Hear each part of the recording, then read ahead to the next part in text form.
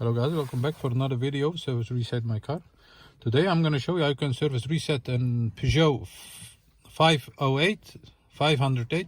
It's a 2011 model. We did an oil change and I'm going to show you how you can reset this for yourself. Before we start, I want to mention our YouTube channel. It's Service Reset My Car. Help us develop more videos by subscribing to our channel. Give us a thumbs up if you like our videos.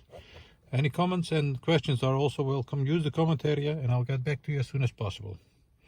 Okay, this is a Peugeot 508 and it's a very easy one.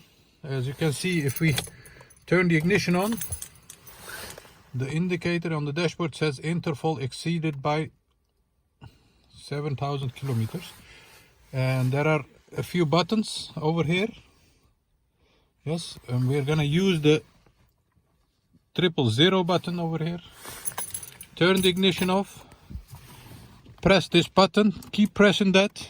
Turn back on the ignition, and you'll see a timer from 10. And when it reaches 0, the service reset has been reset. Yes, like this. And we're gonna check it. Turn off the ignition. Turn back on the ignition, and as you can see, the interval or the surface indicator isn't showing up anymore. And that was it. I hope you enjoyed it. Did you enjoy, and didn't you subscribe yet? Subscribe to our channel and give us a thumbs up if you like our videos, and hope to see you next time with another video. Thank you. Bye bye.